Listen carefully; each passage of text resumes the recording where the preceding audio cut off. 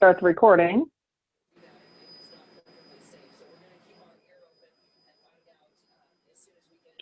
So welcome to Mindset Pitfalls Holiday Edition, Part 4. I'm Certified Health Coach Jessee Baldwin. And I'm Certified Health Coach Mikaela O'Brien. And although we are health coaches, we are in no way affiliated with or represent the Beck Institute or the Diet Trap Solution. So we have a really exciting evening planned for you. In case you didn't know, this is a special 45-minute session with a live Cauliflower Foods pizza bundle giveaway at the end. You got to stay all the way through to the debrief, okay? So last week we covered stress and food pusher traps. Well, tonight we're going to cover a lot of material, so get your pen and paper ready. What are we going to learn tonight, Coach Mikaela? So for tonight, we have emotional eating traps and family traps. We're going to cover both of these. We have something new for you tonight as well. We're going to cover Inspiration Corner, which is really fun. Todd Stark is going to be sharing a little bit of his story. And then we have a special guest, Rachel Freemon Sowers, and she is a licensed marriage and family therapist. And so she's going to be sharing a special segment for you guys at the end, and I'm really excited for that. So the book that we're covering is called The Diet Trap Solution. If you haven't bought it yet, you can buy it on Amazon. If you haven't taken the quiz yet, the quiz is on page 19, and we recommend you take the quiz. So how to create an escape plan. We talk about this every week. This is kind of the backbone to our webinar series. So I'm not going to spend a lot of time here. I'm just going to quickly recap in case you haven't watched the previous webinars. First step is to specify the trap, and then you want to describe the specific situation in which this trap may arise.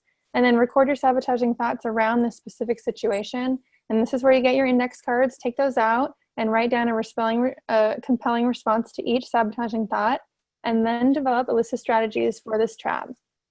Review your escape plan before you use it, before you go into these situations. And then after the fact, go back and revise your escape plan to make sure that it's current and it works, and you've written down all the sabotaging thoughts you have around this. All right, so first off, we're going to go over emotional eating traps. This is an area where so many of us struggle. When we experience unpleasant emotions, such as sadness or fear or distress, or even good emotions, such as celebration or just boredom, we tend to eat. So the fact is, food does distract us. It can calm and comfort us, but it's only for a short time. The authors of the book talk about how we eat and it comforts us for a little bit of time, but that comfort does not last. Once the effect wears off, we're left with regret, and this only compounds the original feelings. So the ones we're going to cover tonight is trying to numb the pain, no alternatives, entitlement eating, and killing time traps. They're all mine. Okay. The pain trap. This is where you believe that it's not okay to feel negative emotions. So instead of dealing with the pain, you cover it up, or you cope with it with food, right? So instead of letting that negative emotions just sink in, maybe we sit and we process. Instead, we want to bury it and we turn to food to cope. So we have some strategies here. The first one is to think about the most distressed you've ever been. Now, it's not a terribly exciting activity, but think about the most distressed you've ever been, and that's your 10 on a 10-point scale, okay? So when something like this happens, you can stop, take 20 minutes, and just sit and let it sink in, let it process, and then rate that on your 10-point scale, knowing what your 10 is. And with that said, don't fight it. Just let it be and rate it on your 10-point scale and see what happens. See what happens when you experience the negative emotions and accept feeling that way. I know it's hard to do, but that's the step one, is being able to process this one. Another strategy for this is to reflect on when you weren't able to comfort yourself with food. Maybe you didn't have access to food. What did you do instead? Did something else work? Maybe that would work again, even if you do have access to food. These are all the things that happen or can happen when we turn to food to cope. All right, next is the no alternatives trap. So this is when you believe that if you're upset, the only thing you can do is eat. All right, this is often a conditioned response for having a long history of comforting yourself with food. So the good news is, because this is a learned behavior, you can unlearn it. So we think there's only one way, but there's actually multiple options. So a great strategy to help yourself unlearn this coping skill is to create a distraction list. Something else to soothe you, such as listening to music, playing a game on your iPad, or just cruising social media. Okay, so the next one is the entitlement eating trap.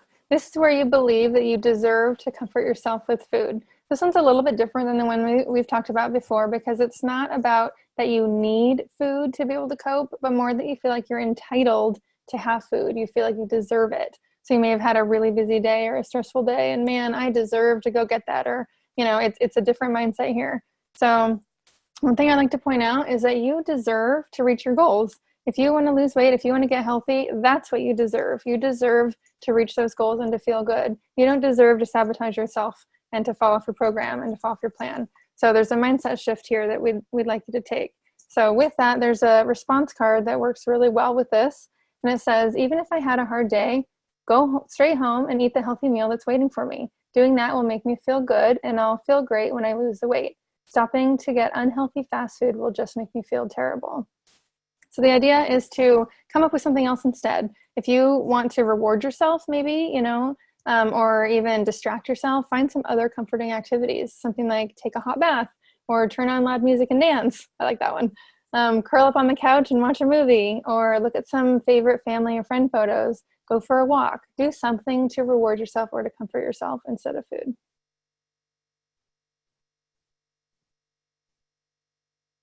And you're muted. I want to turn up the music and dance. That was awesome. All right, so next is the killing time trap. So this is when you turn to food when you're bored, you're tired, or you're procrastinating. So it's often a struggle for people, especially in the evenings after work. You come home, you want to put on your favorite TV show. For me, my favorite show is Psych, and who doesn't love, you know, Sean and Gus? And there's a new movie tonight about it. Anyway, so the nightly ritual is you watch a TV show and you eat something. So once again, you mute people, Mick. Once again, a distractions list is helpful.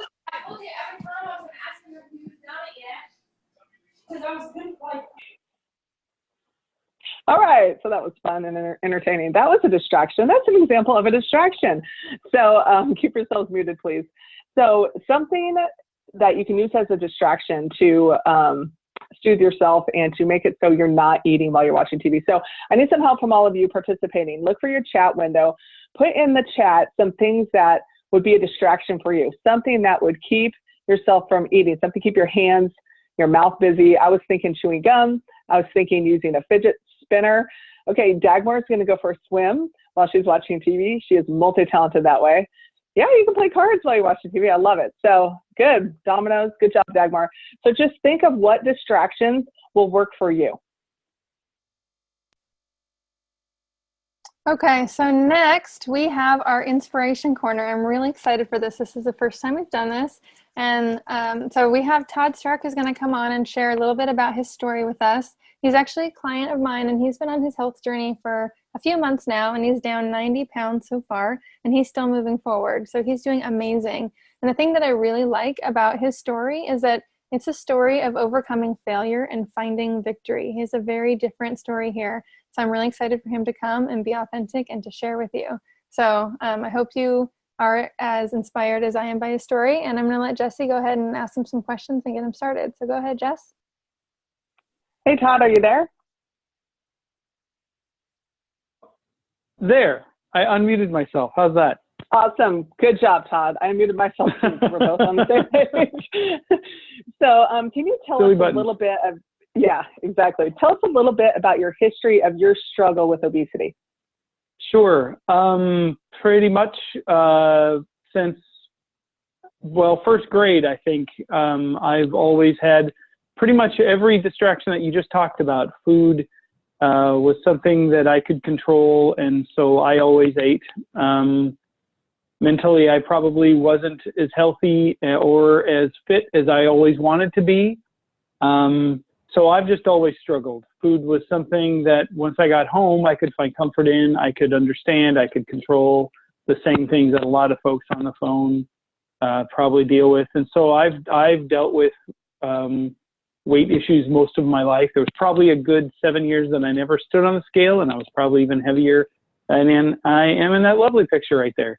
Yeah, I've had a pretty much up till now really hard struggle with food. Easy. Yeah, and I appreciate you coming on and sharing this with us. Your story is like so many others. It's kind of the side of weight loss that nobody wants to talk about. So I really appreciate you coming on and, shedding some light on the subject. So Todd, tell me, when's the first time that you were successful with a weight loss program? In 2005, I remarried my wonderful, amazing wife, Sheila, and 2 years later, she said, Todd, let's go on this weight loss program.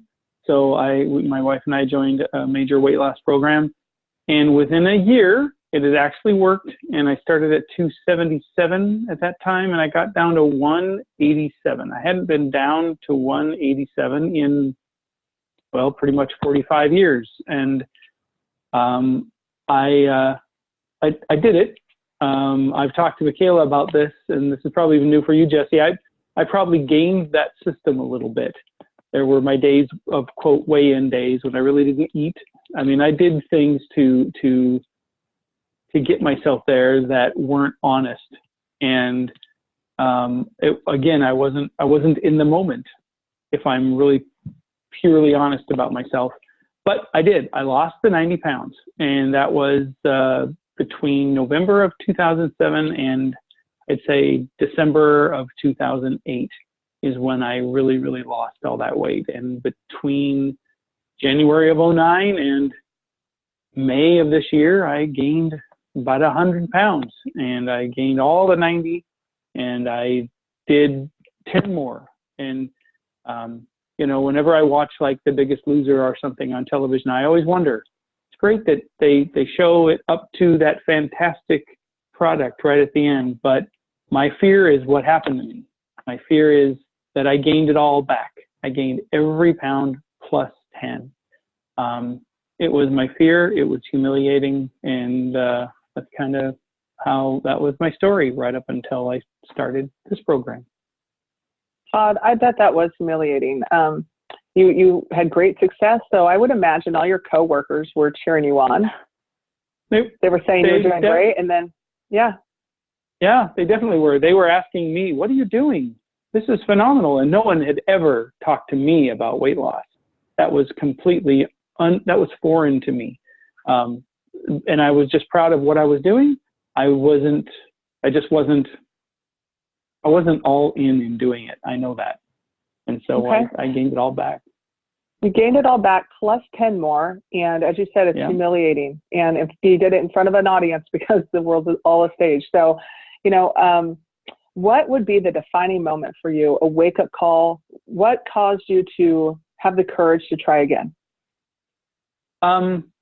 Well, as silly as it seems, I always worried about how I would, how my size would fit in certain areas. And for me, the biggest thing was having to ask for an extension, like in an airplane, for an airplane seat or something.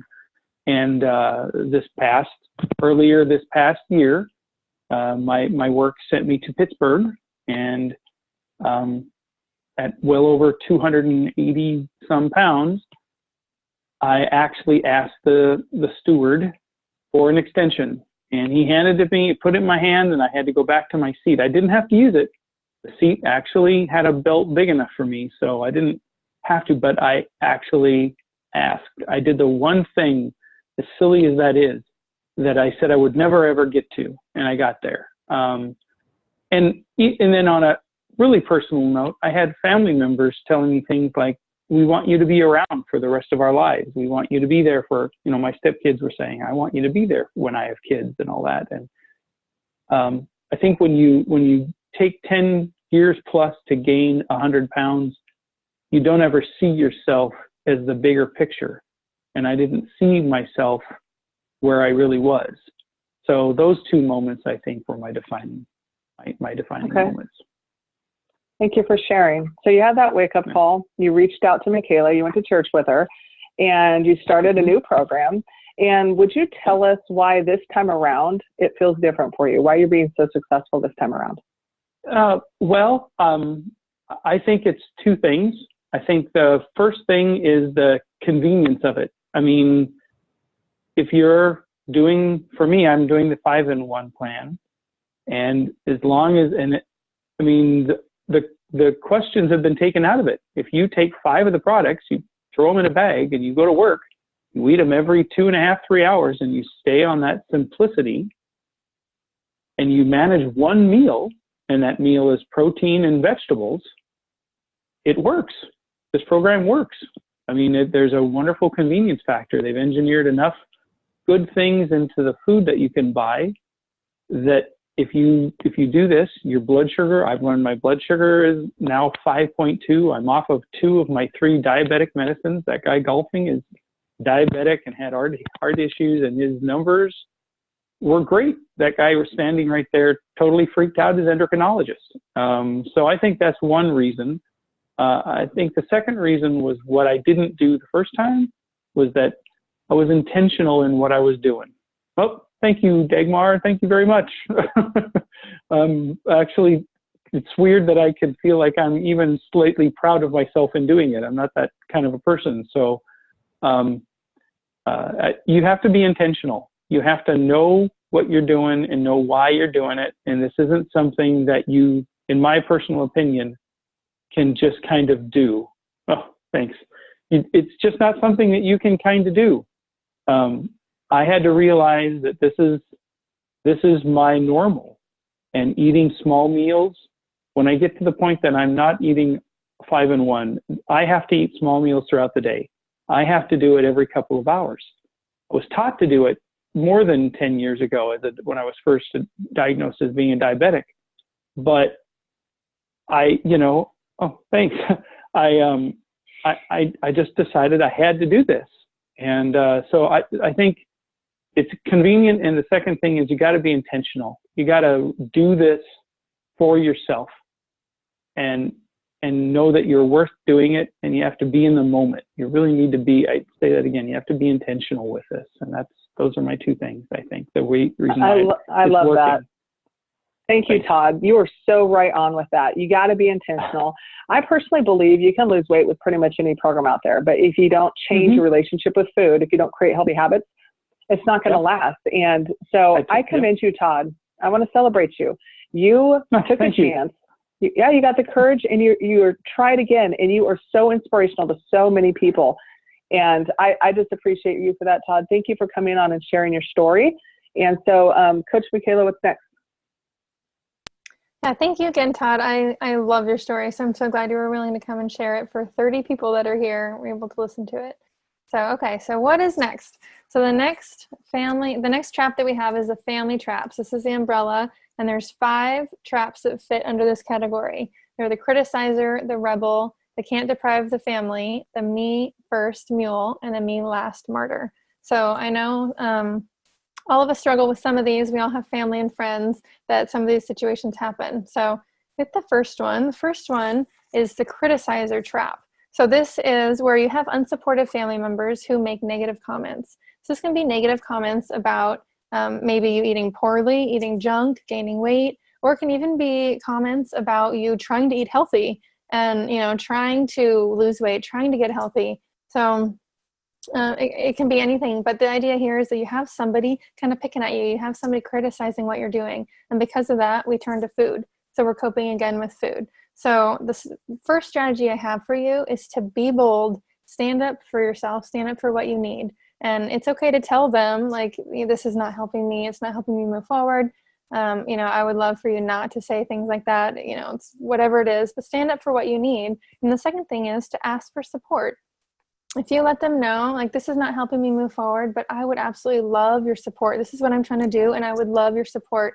It's almost like you give them an accountability role. You're asking them for accountability, and now you're asking them to support you instead of criticize what you're doing. So that's the first thing. The second thing is sometimes these people aren't going to change. We all have people like this in our family, and even if we ask for them to stop, some of them just won't stop. So the idea is that you are still in control of your life. You are in control of your choices, which means the buck stops with you, okay? So if you know that there's people like that are going to continue to criticize you, make a plan. That's what your escape plan is for. Make a plan. Make sure you're prepared before you go into these situations and stick to your plan. And you are the only one that can put food in your mouth. Nobody else can. So be prepared before you go into these situations. You're the only one who can put food in your mouth. Love that. unless you're an infant, then you have no choice. So anyway, True. next is the rebel trap. And isn't that a cute picture? That is my son, Nicholas. Yes, he is all mine. I just thought it was cute, so I stuck it in here. Anyway, the rebel, this is when you revert to old behaviors when you're interacting with family. There is so much depth with this one. We couldn't cover it all tonight. So I'm just going to highlight one specific thing within this. Let's say you've spent your childhood and teen years being told what you can and can't eat. I mean, that's a normal thing for a mom to do. Yes, you can eat that. No, don't have candy before bed, those sorts of things. So later on, you'll find yourself rebelling. So for me, a little personal story here. When I was young, I really loved Ho-Hos and Twinkies, any kind of pastry and candy. I had it under my pillow. I'd go steal it from the pantry, because I didn't ask first, and go in the bathroom, hide and eat it. All right. So as an adult, I found myself going back to my parents' home. You know, I'm already married, but I would go back for parties or for holidays, and I would take a cookie off of the food table and eat it in front of everyone. Everyone can see it. But then there came a point where I wanted more, which I know my mom doesn't want me to. So I'd go back and take more, hide it in a napkin, stick it in my pocket. You know, it gets all crumbly in my pocket. I don't care. I have to have it because I'm rebelling still in my 30s. And I'll go in the bathroom and eat it. So this is just a common thing that happens. And a response card would work really well here with this. So a response could be, if I eat extra unplanned calories in secret at night, I will gain weight, whether or not my mommy sees me, okay? So my body processes all calories the same, whether 100 people are watching me eat or no one is watching me eat. So this is a great card. It's kind of a reality check. That's a really good one. Okay, this next one is the can't deprive the family trap. Okay, this one is where you keep tempting foods in the home because you don't want your family to suffer. Okay, so you think that just because I'm eating healthy doesn't mean that they can't have the junk that they're wanting, right? So we have a few strategies for this one. The first one is to get your snacks, get your junk for your kids in single serving packages. This will help because you won't mindlessly just grab a few chips or grab a few cookies. If they're in single serving packages, you have to be deliberate about opening a package, right? And if you do decide to have one, then have one, don't have 5. So it's going to help with moderation. It's going to help with mindfulness with just mindful eating. Second one is store them out of sight. So maybe have a pantry or a cupboard or a closet that's not your normal spot, so that you're not, every time you open your pantry, you're not looking at all these junk food items. Have a special spot for these so you don't see it all the time. Find some healthier options. You're trying to eat healthy and you're trying to lose weight and this junk isn't good for you, which really means that maybe it's not very good for your kids either. So that doesn't mean that they can't have a ton of junk. It just means maybe find some things that are healthier choices and don't have quite as much junk.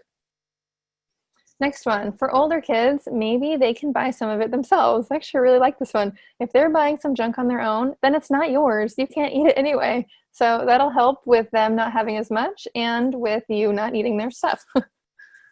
And then the last one is don't buy your family your absolute favorites. This was a really big one for me when I was losing weight because I had absolute favorite junk food items. And for me, I just couldn't have them in the house. They were too tempting. And so instead, maybe find things that your kids really like that aren't your favorites, okay? So stay away from your absolute favorites. There's so much junk out there. There's plenty of other things to pick from. Just don't get your favorites. All right, and the next one is the me first mule trap. So this is when stubborn or controlling family members don't want to make changes. So sometimes, sadly, our family members are not supportive. In fact, they're downright stubborn about it. So maybe it could be a lot of different things. Maybe your spouse is threatened by your weight loss, or sometimes your decision to get healthy really flies in the face of your family members because it confronts them with their own state of their own health. They may be resistant to that. They're not ready to change. And so either way, mules can be difficult. So what's something that's common in mules? Number 1, they're stubborn. Number 2, apparently they dance across the screen really cute. All right. Number 3, they can be led with some concerted effort. So let's cover some strategies. Number 1, know your worth. Talk with them about the importance of your own health. Number 2, start with a compromise. Get part of the change you need now, and then over time you can introduce other healthy changes. For example, at dinner time, why don't you take away the bread from the dinner table, but still leave the potatoes and dessert for now? So make changes gradually over time. It's not such a shock to them. Number 3, role play with a friend. So practice with a friend or health coach, that's a good choice, the conversation you might have with the mule in your home to build your confidence. And lastly, be assertive. See yourself as being assertive and practice it. So the authors say assertiveness is not an inborn trait. It is a learned skill. Okay, and the last trap we're going to cover tonight is called the me last martyr trap. So this one is where everybody else comes first, okay? You feel unentitled to ask family members to make changes. So for me, this one kind of reminds me of a people pleaser. We want to put everybody else first, okay? We're last. And that's not bad. That's a good thing. I'm definitely a people pleaser. And putting other people's needs are great. Putting them first are great. But when we start putting their wants before our needs, that's when this becomes an issue. So establish the difference. If they're wanting junk, if they're wanting, whatever it is, figure out what their wants are versus their needs. And it's time to prioritize and put your needs before their wants. So this is a really good response card to that. It says, my needs are more important than my family's wants. I'm entitled to institute changes so I can reach important goals. Not making changes hasn't worked. Even if they don't like the changes, they'll eventually get used to them. Of course they will, because you're mom or dad. You make changes. So it's okay to put your foot down and make some changes. All right, so that ends mine and Coach Mikaela's content for the night. And here comes what I'm super excited about, right? I see Dagmar clapping. This is what we've all been waiting for. So this is why we have an extended special webinar tonight featuring Rachel Freemon Sowers. So Rachel is a performance and mindset strategist and a psychotherapist. She has a master's in counseling psychology and education in mind-body medicine and integrative mental health. Now, Rachel has watched our previous webinars and she's put together an amazing presentation just for us this evening. So I'm honored and I'm excited about what she's prepared for us because Rachel's passion is helping others, women especially, identify what is stopping them and find freedom to reach their highest potential. She has also graciously agreed to stay after for a debrief session and answer some questions for all of you. So please keep yourselves muted and leave your chat windows open because this is going to be an amazing interactive session. Mikaela and I have covered a lot of the intellectual side of this, but Rachel's going to dig deeper with us here tonight. So let's turn it over to Rachel Freemon Sowers. Hello, everyone. Thank you very much. Pleasure to be here. Really honored also.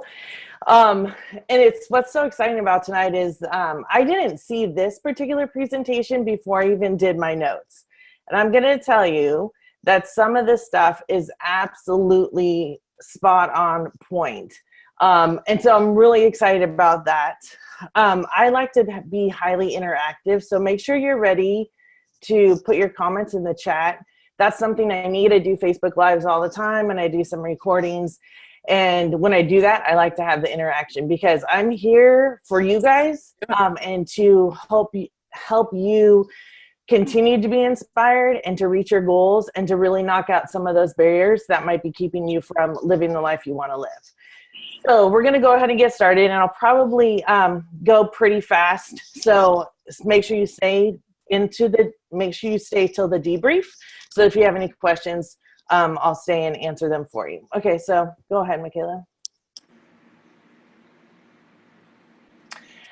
So lots of times we think when we are trying to reach a goal, we reflect on some of the great things that we've been doing, which is what we want to do.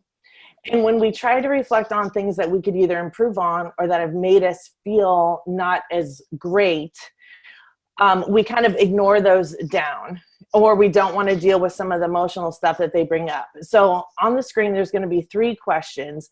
And I'd love to know in the chat section if you guys have said any of these or asked yourselves this question. So we'll have Mikaela go ahead and do the first one. So I wonder how many of you have said, why do I keep giving in? Why do I keep giving in? I can't control myself. I must be something. So there, just to be a really relevant example, there's some almond cookies from Trader Joe's sitting in there in my cupboard in my kitchen, right? And I'm like, okay, I'm going to have 1 tonight. And I say this stuff. I mean, this is pure vulnerability here. I say this, okay, I'm only going to have 1. And then I go in there and I grab 2. So why do I keep giving in? Why can't I be strong? I must not be able to do it. I can't be successful at this one small thing.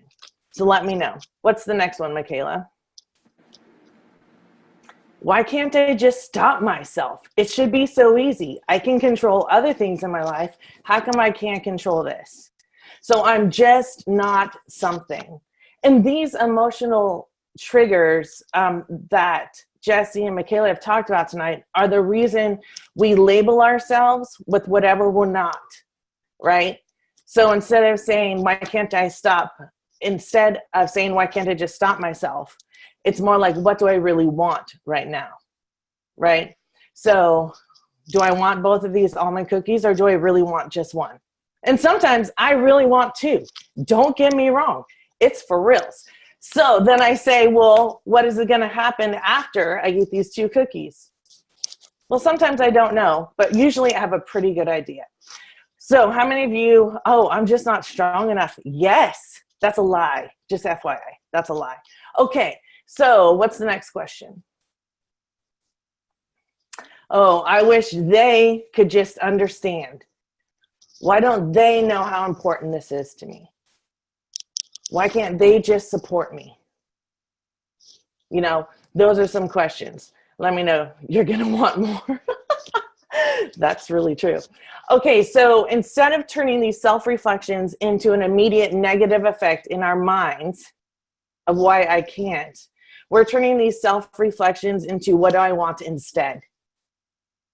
What do I want instead? Okay, next slide. Oh, I wish they could understand I need help. That's powerful right there. So there's two sides to every story.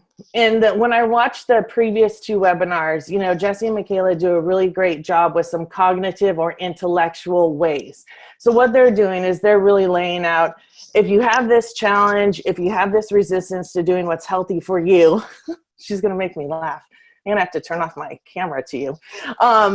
Then this is what you're going to say to yourself. Keep them available. Those are all really great suggestions. And you can absolutely use them.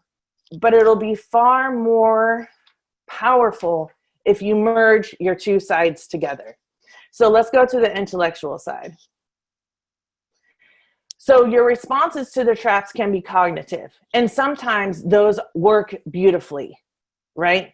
I know I'm intelligent. All of you are intelligent. You're not afraid of hard work because you're here. And this stuff is not easy all the time. Yes, it doesn't have to be hard all the time. But, you know, it's not like you're just like, oh, let me try this out. You know, you're making a commitment to yourself. And this is really present in how the family on the next one. Go ahead, Mikaela. Family, this is how we've always done it. We always eat such and such and such. So these are all cognitive patterns that you've been given throughout your life, just like Jessee was saying.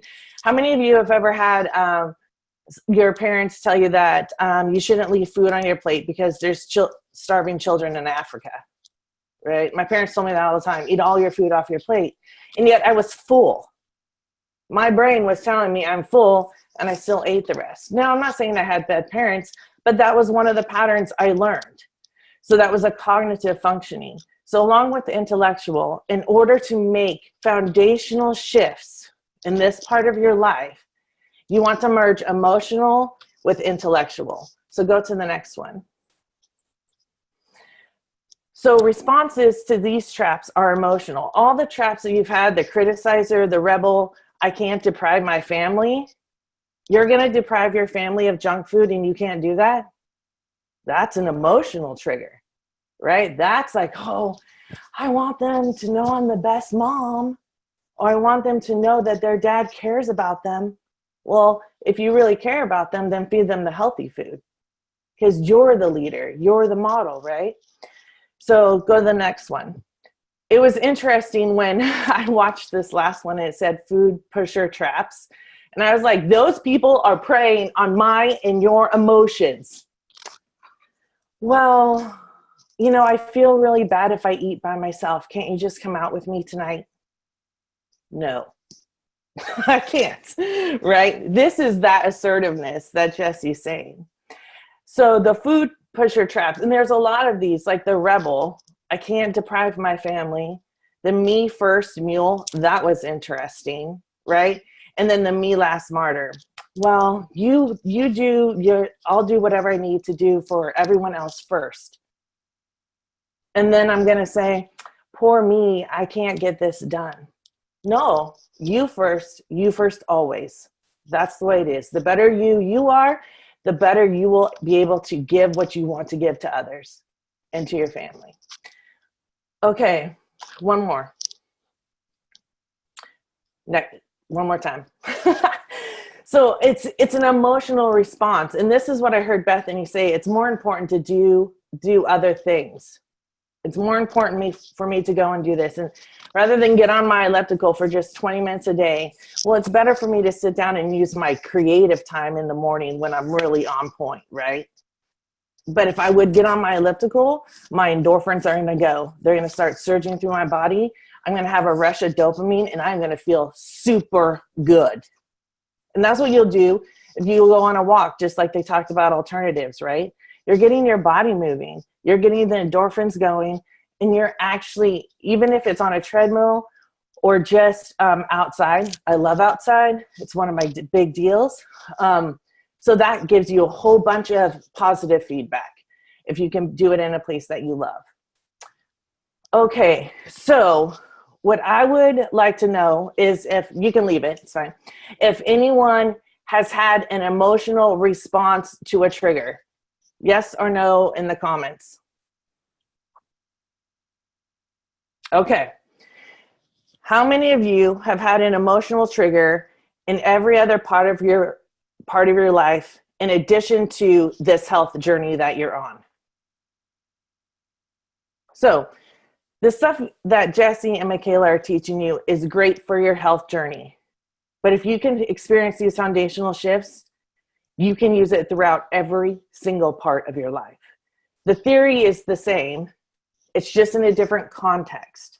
So hang on to that too. Okay, next slide. So a lot of people struggle with, they come to me and they say, I don't know why. I don't know why I'm doing this. I don't know why I keep doing this. And it's important to understand the way your brain is working. So thoughts lead to feelings. Feelings lead to actions. Actions lead to patterns of being. Patterns of being lead to our personality and beliefs. So let me give you an example. Wow, that is a piece of chocolate cake. Yep. Chocolate with chocolate. It's my favorite. So I'm feeling like I want to eat it. No, I feel like I don't. I feel like I can smell it. Like the thought of the smell is like, okay, I feel like I want to eat it. I'll just have half. Okay, half it is. Okay, here we go. Half. Still another half right there. So good, right? My mouth starts watering and there is no chocolate cake in my house. This is how strong these kind of emotional triggers can be. So I eat the half. And then the next night, the other half is still there. I get done with my dinner. It's a great dinner. I had steak and salad. Perfect. Oh, crap. That was a beautiful piece of chocolate cake, and it's only half. I spread it out over 2 days. Okay. Then, well, now I've eaten half, and now I'm out of chocolate cake, but then I have another sweet. So I start having this pattern of having a sweet after I eat my dinner, as healthy as it may be. And then I say to myself, well, patterns of being leads to our personality. Then I have a belief about what I can do and still be okay. I have a belief or a pattern of being that makes me say, well, this is just how I am. I eat chocolate cake after every meal. Well, it's only how you are until you're not anymore. So when you have a pattern way of being, this is what people say to me all the time. Well, this is just how I am. This is just what my personality is. Your personality has only been a history of patterns of behavior in which now you have identified as who you are. And I can guarantee you that that is not who you are if that's not who you want to be. Now really listen, it's not who you are if it's not who you want to be. So now we're going to go into how we can break free from this. So next slide. How can I break free? So the answer is not found in going down or around, under. The only answer is through. So this is what Mikaela had reference to when she said, feel it. And the most important thing when you're feeling something is to make sure you have easy access to support, right? Support is proven to be one of the biggest factors in being successful at anything.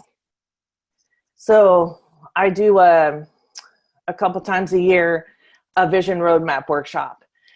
When you sit in a room with other like-minded people that want to move in their life, you will move. Because the facts is that you become, let me get my thought process here. You become like the 5 people that you hang out with the most. So in my business, if I want to go more, if I want to achieve more, I don't hang out with people who are in the beginning. I'm not in the beginning, and I may help them, and that's fine. But I want people who can raise me up. And if you guys have 30 people in here that can raise you up, use it, because not everybody has 30 or 5 or even 1, right? So this is what's going to give you a strong foundation for your success. So how many of you, I need 3 more friends. Yes, you'll find them. So how many of you know who your support people are? Yes or no in the comments. How many of you are willing to look for more? That person who is the next level. How many of you want that? Okay. So, and some people won't want it, and that's fine. And you may have to say, okay, well, then I'm going to focus over here, right? These are the 30 people in here. You know, I see it like, yes, yes, yes, yes, me, yes, I want it, right? Yeah. So those people that want it, if you want it, you hang out with those people. So you have to go through the process. I guarantee my clients that I sit with them through the muck. Because outside of the water, outside the muck, it's an intellectual battle. But inside the muck, it's emotional. Right? And that's where all the history comes in.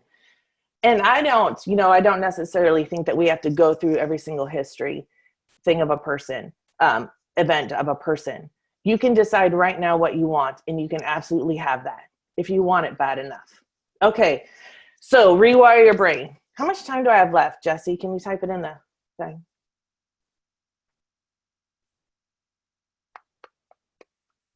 Just keep going. Next slide. You guys are crazy. So when you get the intellectual and the emotional, and you start putting those 2 things together, it also increases the rate of success and honestly the speed in which you can gain your goal or hit your goal or reach your health goal, or even honestly just learn how to better love yourself. I mean, when you put these 2 together, that's the ticket. You can't do them separate. They have to be together. So next, let's go to the next one. So Todd was talking about why he's doing this. Make your why emotional. And Jessee said it in the first webinar. You think I wasn't paying attention? I'm watching all of you.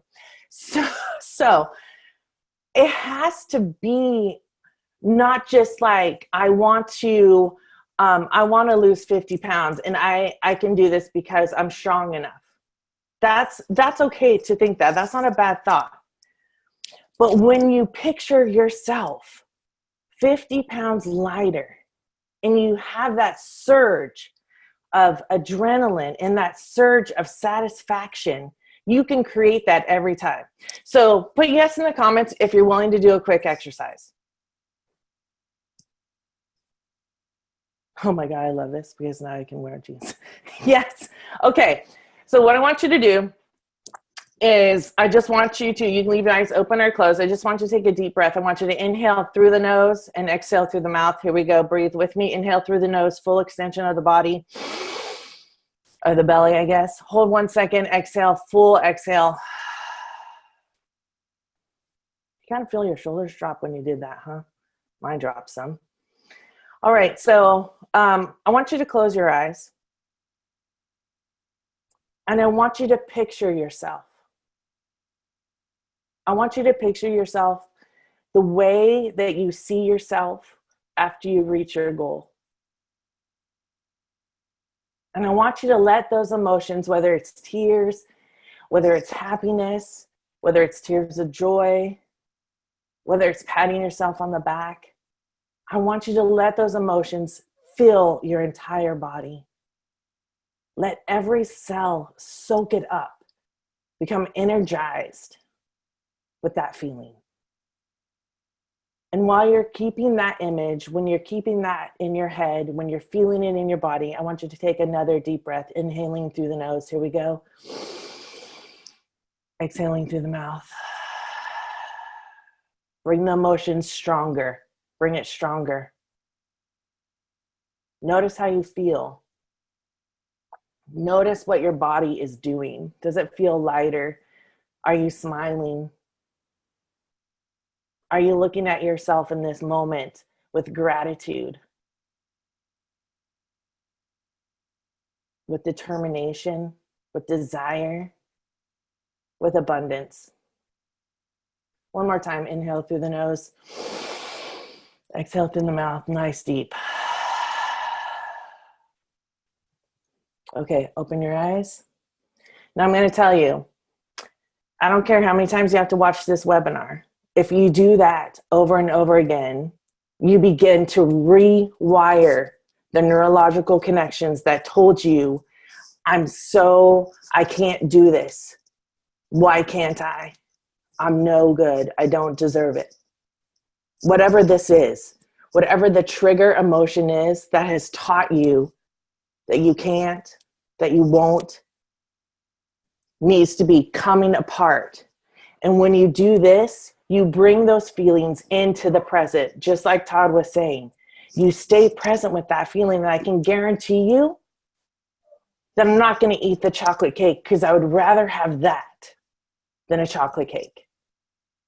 Because this is addicting. It's as addicting as the chocolate cake, and you can change that. This is what you can control. So do you get it? How are you all feeling? Type in the comments. Okay, next one. So this is what we did. You're going to allow yourself to feel it. You are going to own it. And you're going to create this feeling you had every single time, over and over and over. And I guarantee you it will take over. Because what is the most fearful now is this stuff. Will I reach it? Can I do it? I don't know. And this now becomes louder than the fear. And then you're stuck on success and abundance and blessing. I live my life all like this. My life is, I usually say like kick-ass. My life is awesome. And I've never felt this until I could change my mindset, until I knew that I could rewire my own brain and give myself such a great gift. Next one. Todd, you got it going on, buddy. Get free with intention. If I am focused on this thing, I don't get distracted by the shiny objects or the squirrels that run through my yard. I am focused. You ever see a dog go after a squirrel? My dog does it, and she loses her mind, literally, bam, off in a heartbeat. This is what you need. And as you get more conditioned to let this, the abundance of blessings, be far greater than the fear, then you create more of this in your life. You create more success. You create more health. And then as you go on, and I think this is kind of what Jessee and Mikaela have already started to do, is then you can add in the things. But get this solid first. Get this part, right? So you're going to get free with intention. Next. This is huge, huge. You're going to release the expectations and judgment of yourself and others. We are often our worst enemy. Does anyone know what I'm talking about? Because I know what I'm talking about. So a lot of times we project our expectations for ourselves on others, and then we feel like they're doing something to us. No. Know that some of the expectations and the judgments you have come from inside of you. And you can tell each one of those things that this is why I've learned to have this judgment about myself. And this is the emotional trigger I have for it. And now I can take that apart because I can feel this again. The fear goes down, the judgment. If you free yourself, everyone around you will be free. I do this with women all the time. I don't have to have a man and a married couple in. All I have to do is talk to the wife, and she begins to rise up. And then she leads. And then all of everybody else is just like right after her. So every one of you, Todd included, or any other males that we have on this call, you have it within you already. Free yourself, and everyone else will free, and they'll follow you. Next. Oh, anyone ever say I should? Anyone ever say I should have done that? No, I should have done that. Well, hindsight's 20/20 and it's over now. What do you want to do right now? What do you want to manifest right now? Oh, and then, well, she's lost more weight than me. And then I have a judgment about myself. And then I think other people expect me to be like them. And each one of us are uniquely made. I will never be like Jessee or Mikaela or anyone else in this call. And thank goodness, because I can only handle one of me. Right? So I should have not fallen off the wagon. I should have stuck to my program. And this is where the compassion to self will get you back on track. You won't get back on track if you keep beating yourself up, because you're just going to spiral out of control. I've seen it. I've done it. Loving compassion towards self equals loving compassion towards others. You first, always. Okay. I think that's it. Is that my last one? Let's see. Jen says, I'm working on this. I was mad at burning my fueling and blamed my son for not taking it out. When I asked, I want to depend on myself because I need the freedom to care for myself. Yep. It's so huge. Freedom of self is freedom for everyone else. Care for self is more care for others. Love of self is more love of others. It's not selfish. I'm not talking about it like that. You get what I'm saying? But yes, in the comments, you get what I'm saying. So, my name is Rachel Freemon Sowers. This slide said so I'm going to read it. No, I'm just joking. Here's my phone number. Here's my website. I'm on Instagram. I have a Rachel Freemon Sowers Facebook page. This can be a little bit confusing, so that's one side of my business. And Todd and any other males on here, you can go to the Rachel Freemon Sowers page. I love working with women also. So I have a women's only This Authentic Feminine Life group. If you are a woman and you're looking for an empowered place to be, you want to inspire and be inspired without judgment from anybody in this group, go on this link, ask to join, and I'll approve you, because that's how it is in this group. I was looking for people in my tribe and I couldn't find it. And so guess what I did? I created it. And it is such a beautiful place. Women are purely supportive there. On my Rachel Freemon Sowers page, I also do work with males and men because I love it. I have a technical side and then I bring out their emotional side, so it seems to mesh really well. So you can go on the Rachel Freemon Sowers page, see a couple of testimonials from there. And then, you know, if hopefully you'll be inspired from all of those, I think people are. So that's it. That's all I got. Hey, Rachel, thank you so much for coming on for this. That was unbelievable, incredible. You had me in tears at times, and that's actually really hard. What was funny is as you were going through, it's Mikaela, she coaches me all the time. She just kept saying, I hope you're listening to this, Jessee. I'm all thinking, you're not listening, Mikaela. She'd be like, I hope you heard that one. And so I really needed that, and I appreciate your time for that. I want to let everyone on the call know that I am in the This Authentic Feminine Life Facebook page. I've been in there for about a year now. And every single Tuesday, right, Rachel, you do True Serum Tuesday, right? So I do something called True Serum Tuesday. This is a live Facebook where women join into the live Facebook. It's really phenomenal. We often talk about difficult things, and we're just real and authentic. That's my deal. I'm authentic. I'm vulnerable. I'm transparent. What you see is what you get. And so the women on there, we meet this last time, interestingly enough, after Todd has said such wise words, you know, it was freedom in intention, and how we can get free from overwhelm and confusion and fear. And so it's great. It's every Tuesday at 8 p.m. right now. Yeah, Pacific time. So sorry. No, it's okay. I'm helping you out. I love it. Whenever I can get on live or even watch the recordings, I always get something out of it. And so if you're a woman on this call, that's a great group to be in. And Rachel just gives up her time. She does this. She, like I said, she's passionate about helping and supporting women. So I really appreciate you coming on. And what we're going to do at this time is talk about what's coming up next week, but hang out first, Rachel, because I know you're staying for the debrief. Thank you for that. All right. So looking forward. Next week, we're going to be covering traveling and eating out and psychological traps. And we're back to our regular 30-minute webinar time. And it will be next Thursday, December 14th. Look, we got the date right this time. Same time, 6:30 Pacific Standard Time. We hope you all come back and join us. And don't go anywhere yet, because we've got the big giveaway coming up. Go ahead and next slide. I'm right next to you, so I can say that right. Awesome. So the giveaway, Brant, who is also on the call, put everyone's name who's in the call in a basket.